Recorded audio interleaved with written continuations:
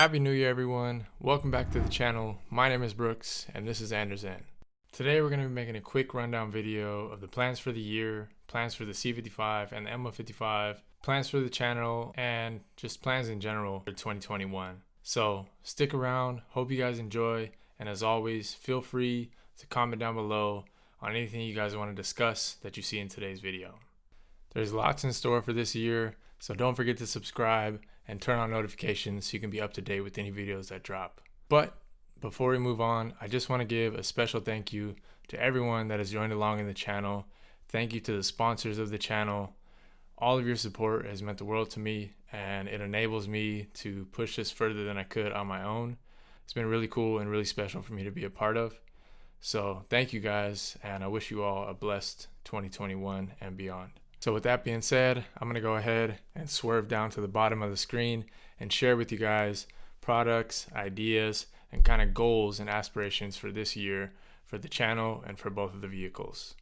All right, so here we are, starting off on a special place, the W203 DTMs. We're going to start with the C55, and reason being is because you guys know the C55 is being built for track use. Maybe eventually as a dedicated track car, but for the time being, more of a street track build. So that's why I wanted to start here with the inspiration that I've collected from this DTM cars. I just think these are one of the best kind of looking cars out there. And I know I'm biased because I have one somewhat. I know the C55 is half W209 kind of, but this is just a beautiful build, and I'm trying to gain what I can from it where I can. Obviously, if you guys know about these DTM series, it's majority a tube-built chassis from the ground up. It's nothing like what you would see on a street car. It's more so like an RC car, how you can change the shells off of the actual body of the vehicle or the chassis of the vehicle. So it's the same thing here, just on, full scale. But the things that I'm pulling from this and why I'm starting off of this, things that you'll see this year on the channel, I am going to be doing a DTM style mirror pretty soon on the C55. I actually already ordered parts for it. It's going to be a custom job, something that I'm kind of making on my own to match closely to this. And I think that it'll turn out pretty solid with what I've been able to find.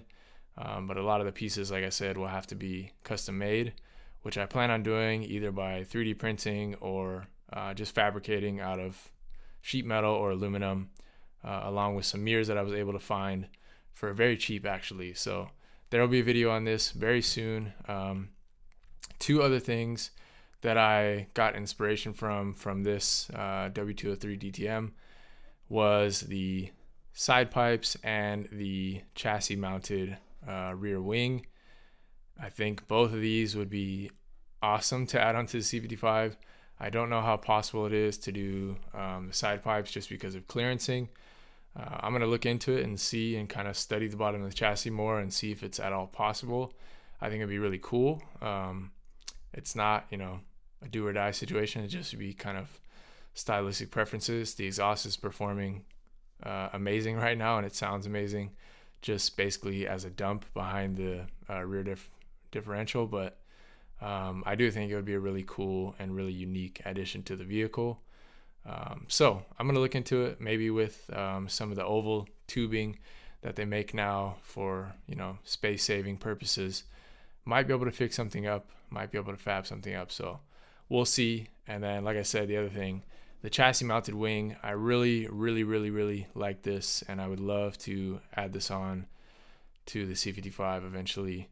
And maybe this year, depending. So most of what I would do for that would be just custom fabricating again, probably making things out of sheet metal, either steel or some billet aluminum, and trying to replicate what I see here. I'm pretty picky about wings, but I really like the one that they use on this car. I like the boxy top style and where they mounted it through the bumper to the chassis.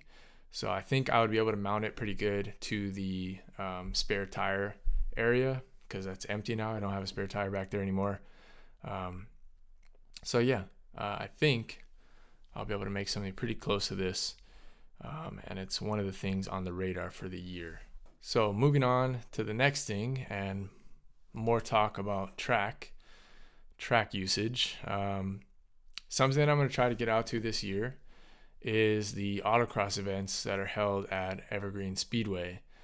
It's somewhat local to me. It's kind of a drive, but it's the most kind of accessible thing right now that still kind of gets the job done and will enable me to test the car, to give it, a really solid shakedown and expose any flaws that there might be still that I need to address for actual, full-on track days. So this will just be a great test, and it will be good practice for me. I mean, I feel like my driving skills are good, but when I had experience tracking the car, it was with completely different cars. It was with Hondas, and I've never driven the C55 on track yet. So I look forward to gaining some experience and practice with this. If you guys are local in the area and you guys are going to attend this event, hit me up definitely. I love to connect with people out there. And I'm really looking forward to connecting with the people of 425 Motorsports. They're a local company to me, and I think it would be awesome to have them as a partner for the channel. To collaborate in some aspect with them would be really cool. So I'm looking forward to connecting with them as well. Moving on to the next thing, and this is one that is for sure being done this year. It's a lock, basically. I have one more photo shoot coming up, actually tomorrow, with the car. And after that, it's basically going to be free reign for me to start tearing into it. I've been hesitating to do any massive modifications or anything like that because I knew I had some photo shoots coming up. So the plan is to basically remove all of the headliner, all of the A pillar, B pillar, C pillar panels, and expose the sunroof assembly, remove it as clean as possible, get all of the associated wiring out of there, and just try to remove all of that I can get out of there, save weight. And what I'll be replacing it with is a carbon fiber panel. This one, I'm just looking at them for example because I know of them. It's the Northwind Composites. They make carbon fiber sunroof delete panels for a multitude of chassis. Nothing for Mercedes, but I plan on contacting them actually just to see. But the plan right now would be to make one of my own, basically, by making a mold out of the existing sunroof glass and basically using it as an overlay to make the carbon fiber mold out of.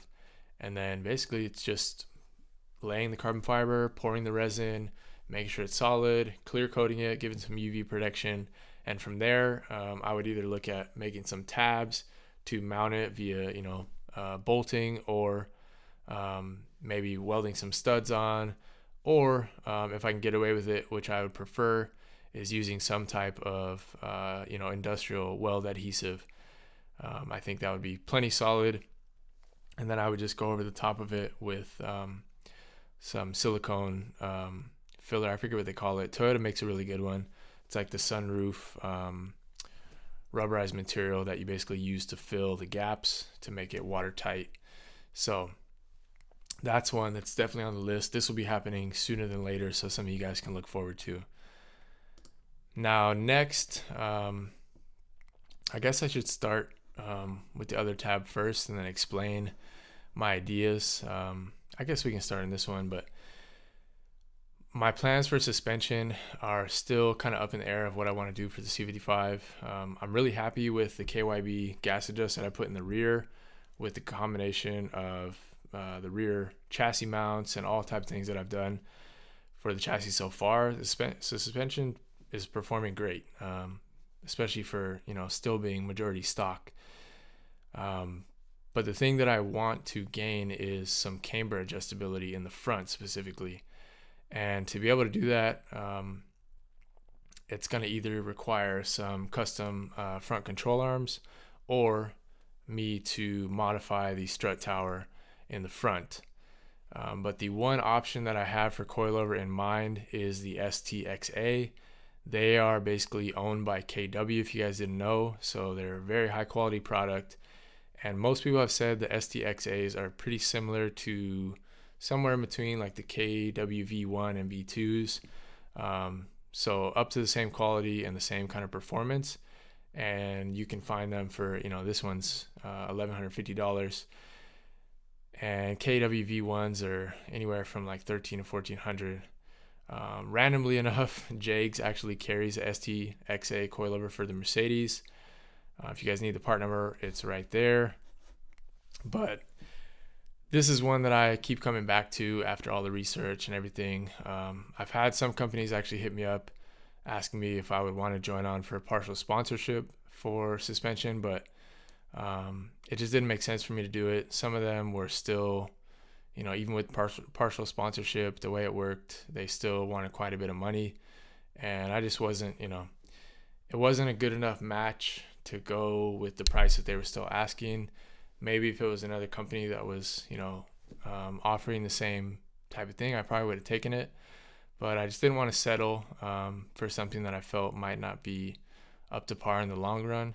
And that's not to say I'm not grateful for the offer. I was very grateful and I gave it considerable thought, but I just felt like it wasn't the right move. So I want to hold out, and if I have to pay my own money for something like this, I'll do my best to make that possible. But before we lock in with this, the reason why I was going back and forth with these two tabs is I want to talk about the strut tire modification. And you can find this thread on MBWorld. This is from DSP TDI. I've spoken to him about what he did here, and it's really impressive and innovative, and it kind of opens the doors to something new. So I'll talk about what we see here and kind of explain. So the strut towers on the W203 and W209, they have this kind of bell housing shape inside. And what this person did is basically drill out the spot welds for this kind of bell housing. And by doing that, they exposed this whole entire kind of strut tower, a normal looking strut tower for most vehicles. From there, you can see where they drilled out right there. And from there, he ended up cutting out this top portion and then using some custom machined camber plates that he had machined to spec, and basically bolted them in. You can see the top portion as well. You can see where it's got all of these divots naturally in the strut tower, and he basically just used those to his advantage and bolted through each one of those. So he's got 6 solid mounting points right there. I'm not sure if I would replicate this exact design. I might make some changes to it. That's basically the finished product right there after, grinding down the edges, making everything smooth, painting it down. That's what it looks like finished. Very clean. I think I would probably try to put a little bit more reinforcement into it, either welding in the actual camber plate or welding in some kind of pieces to secure the top portion a little more. So I don't know, but it's definitely an idea that I've been thinking about, because right now with the polyurethane front control arm bushings that I have, I don't use the camber bolts anymore. I just use normal bolts. So I don't have any camber adjustability right now. It's just set at 0, and it does fine for what I'm using for now. But I know once it's being driven more aggressively on track, having a little bit of that negative camber will help out a lot. So I would like to get to a point where I can get up to maybe -4 to -6 degrees of camber at most. So if I can get into that range, I think it would allow for a lot more fine tuning and adjustability for track usage. So that's the plan, is trying to replicate this here. And if I do this, it'll allow me to kind of play with different struts and springs and things like that. I could probably make this work with even the factory stuff. So not sure, but it's definitely an idea that's floating around in my head that I know I'm going to want to tackle eventually, of how to get camber in the front end. So yeah, moving on. Something also that's in the works right now, a video that you guys will see sooner than later, is I'm building an intake setup for the C55. I'm looking at this one from Eurocharge W210 on MBWorld as well, and he laid out all the instructions as well. This specific design won't work for the C55 just because you guys know the overflow tank for the coolant is in a different location, and where the filter is down here is actually where the auxiliary water pump is on the C55. So I'm going to have to mount this in a little bit different way, but I do think it would be a worthwhile thing. The reason I'm doing this is not for power gains, to be honest. It's more so for accessibility and visibility to the engine bay for things like track days. So I don't have to be ripping on and off the stock airbox. I love the factory airbox. I love the way it looks. It performs excellent, especially with the AEM dry flows that I have in it right now. But it's just, it gets a little cumbersome when you're trying to take it on and off and make sure you got it on perfectly on the MAF and everything. I just don't want to have to worry about that when I'm at the track. I want to be able to, see everything quickly. So this will be another video that will be in the works pretty soon. I already have some of the pieces. I'm basically just mapping out, what I think the best route is and how to get, still decent airflow to the filter. So anyways, moving on. That's another one that, I'm excited about. Now, bigger things that are going to take some more either sponsorships or savings from my end is an LSD in the rear of the car. I know that this would also help tremendously. There's a couple different options out there. One would be the M Factory. This is, a newer company, but from other makes and models and forums that I've checked out, really good reviews on this one. It's not, up to the par of a Quaife, but it performs very well still, and I think it would be a worthwhile upgrade. Now, it'll be kind of a decision once I get there, because it's about a $500 difference between the Quaife. So cost efficiency, yes, it wins, but performance aspect is, our overall goal. So you guys know you have to pay to play, and you get what you pay for. So, still deciding on this one. Don't know for sure. If you guys have any experience with M Factory, I would love to hear your guys' feedback on that, because if I do find out that, it's a worthwhile performer and it's $500 less, by all means, I would love to go for that.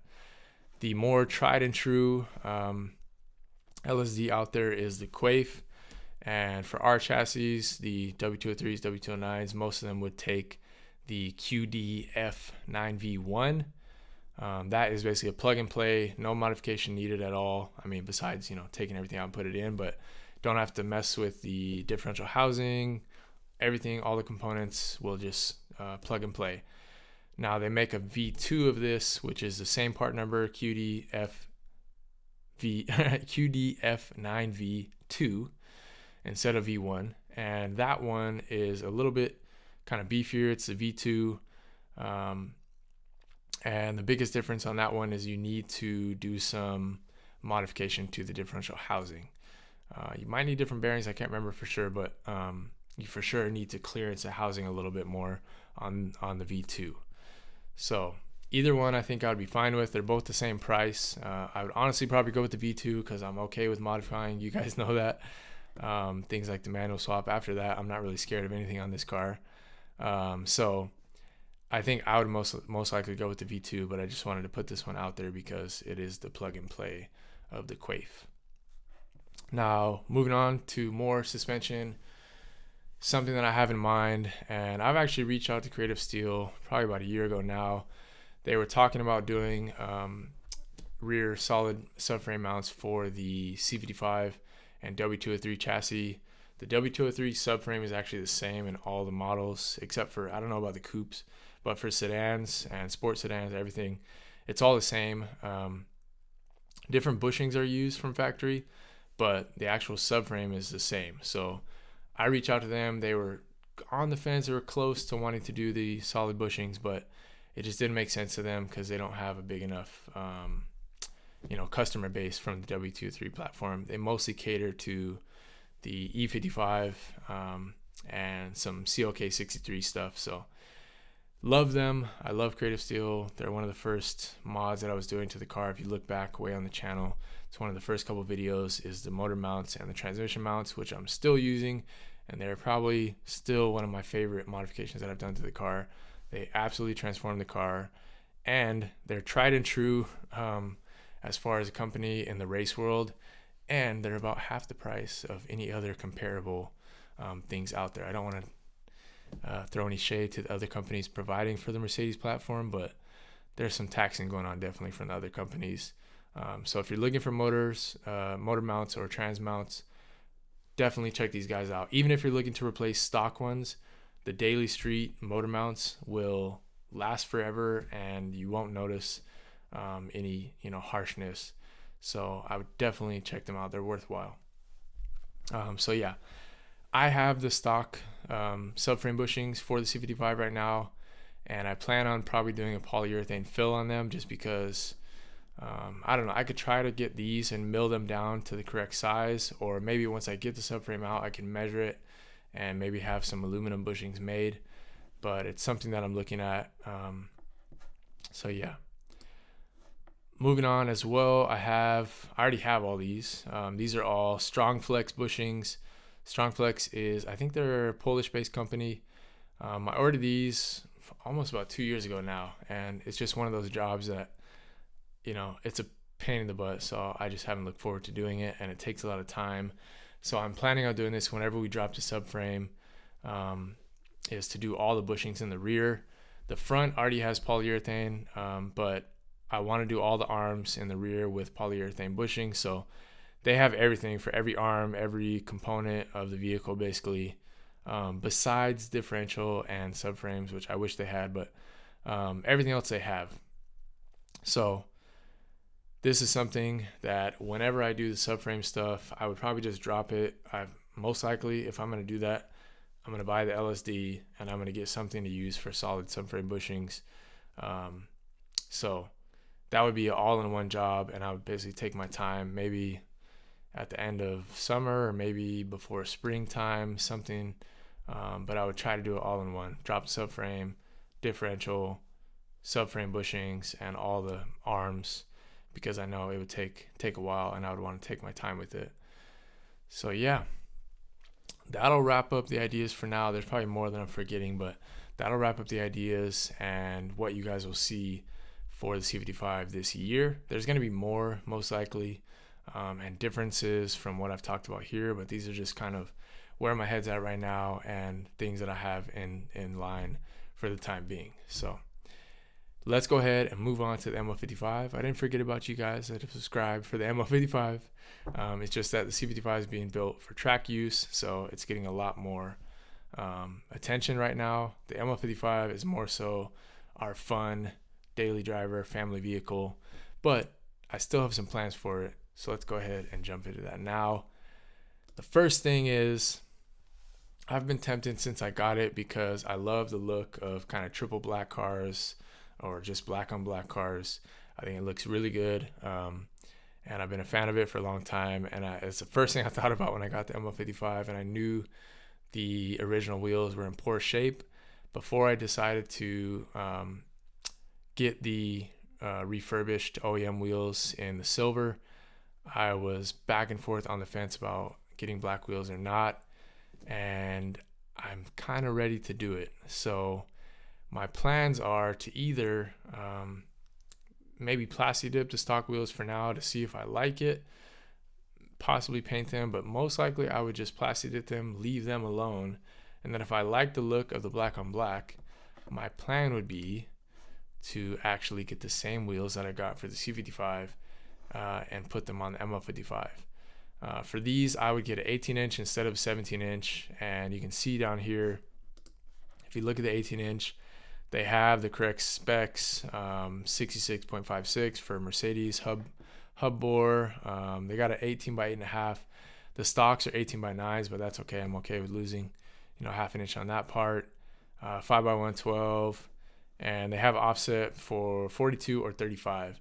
The stock ML55 wheels are 52 millimeter offset, so really high. So I think if I could get them down to a 35, it'd be like a perfect fitment. Wouldn't have to run any spacers or anything like that, and it'd be really solid. One of the biggest reasons why I want to go to an aftermarket wheel though is because of this right here, the weight. Only less than 20 pounds right there, depending. It's kind of weird too, like based on the offset, sometimes they're a little bit less, kind of weird, but anyways, 20 pounds for an SUV wheel, and the load capacity would definitely be able to handle it. the stock wheels are just super heavy, and I know performance wise it would really wake up the SUV to have a lighter wheel. Combine the stock wheels with the tires, no joke, probably close to 60-70 pounds a piece. They're heavy, so something like this would really be worthwhile, and I think it would really wake up the car. It would improve everything, performance, gas mileage, all those type of things, and I think it would look really, really clean. So with that, if that's a possibility, then I would definitely want to do stud conversion, and can't go wrong with motorsport hardware. This is what I use on the C55, the 90 millimeters. The W203s and most other sedans will use 12 by 1.5. Besides the bigger models like the E55 and S55, things like that, those use 14 by 1.5, as well as the SUVs. So 90 millimeter and a 14 by 1.5, can't go wrong, especially when Motorsport Hardware has their sales and everything. Really reputable company, track proven. Like I said, can't go wrong. So definitely would do a stud conversion if I got those wheels. So that's in the works for the ML55.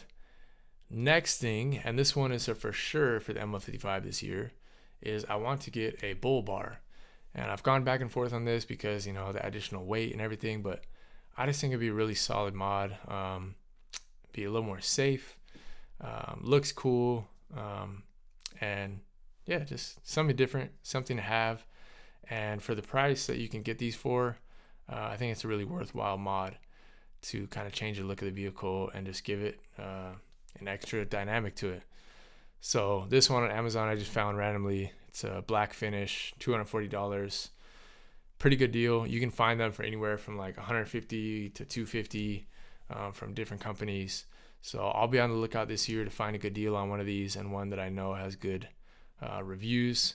So if you guys know of anyone that you recommend, definitely send them my way. Comment down below, DM on Instagram. You guys know how to get a hold of me. But yeah, I would love to pick one of these up. So that is on the plans for this year as well. Now, last thing, going back to kind of the twinning of the vehicles, if I was able to get the wheels for the ML55, it'd be cool because I'd be able to interchange also 17s and 18s. So the other thing that is also maybe a twinning type of thing would be the side pipes. I don't know how possible this is just because of the underneath structure of the ML55 as well. Kind of same boat as the C55. I'll have to kind of research it a little more and get under there and see, but getting inspiration from the G55, if I could do, you know, a side pipe setup, something like this on the ML55, maybe a single instead of double, but if I could do it, I think it'd be really cool. Basically right now I have the resonator deleted and I have second cats deleted, and the front cats are probably blown. I'm pretty sure they are. I heard most of the content, what was inside of them, the catalytic material, I heard it basically blow out the rear muffler this summer. So I don't know how much is still left in there. And it smells like an old car right now. So I'm pretty sure they're gone. So I have some high performance cats that I plan on putting back into the primaries. And then, you know, it's so quiet even without the resonator and the second cats. I would like to, you know, do something like this to wake it up a bit and save some weight. You know, getting rid of that huge muffler in the back on ML55 would be cool too. So that wraps up this portion of the video. Now the next thing I want to move on to is something kind of different, something special that I have planned for this year as well, because I know we're approaching 1,000 subscribers sooner than later. So merch has been on my mind, and not to make money off it or something like that. I probably won't make much off of it, to be honest, but just as something to have for the people that have supported the channel, and to kind of, you know, give back to you guys. My trade outside of YouTube is I'm a teacher and a designer. So this is my kind of neck of the woods. I teach design. That's what I'm a teacher for. So yeah, that's kind of in my wheelhouse, and it's something that I feel like I could give back to you guys with, is coming up with cool designs and things to you know, provide for people that support the channel. So these are just basic mock-ups. Obviously, I'm not, you know, trying to do anything fancy with the designs here, but we'll just go ahead and take a look at these. These are basic hoodie designs. You can get something like the front, you know, big logo on the front. You can get small logo in the front, chest pocket logo, something on the back. I thought about playing with some different designs on the back, but I'm just kind of blueprinting for you guys right now. Next would be something I would love to do, like a 5-panel hat. So I want to keep it simple, probably hoodies and hats. That's all I would do at the start. Maybe some stickers. That's another easy thing to do, cheap thing to do for you guys if you want to support. And, you know, one of the things that I look at as a merch, it's not really money for me. It's money that I'll be able to pour back into the channel. You know, I know in all likelihood, I have my family to take care of. I have, you know, we're trying to get a house so that I can provide more content and be able to make the C55 a dedicated track car. So, you know, I have to be realistic with everything. And I know that help is something that I'm going to need to keep growing the channel. So I look at this as you guys have an opportunity to kind of invest into the channel and invest into me and the cars, and allow you guys to see more content and allow me to, you know, further the builds and be able to, you know, find more modifications and build more things. So that's what I look at it as. And along with, you know, gaining more sponsorships this year is something that I have on my mind. So yeah, that's just the simple designs. Again, just big logo on the front, chest pocket logo, maybe a different design on the back, maybe, you know, picture of the C55 in the mock-up livery or something like that. Maybe the 8-bit design that you guys might have seen on Instagram. I can pop it up here. So yeah, let me know what you guys think. If you guys have ideas for merch or things that you specifically would like to see or be able to purchase, let me know. I'm in the works of figuring out all of the print on demand stuff. I've done this in the past, but I'm trying to, you know, modernize and be as efficient with it as possible so that I can provide these to you guys at the lowest price possible. And, you know, all of that good stuff. So that'll do it for today's video. Thank you all for watching. Happy New Year again, and I look forward to the continuation of the journey in 2021. Peace.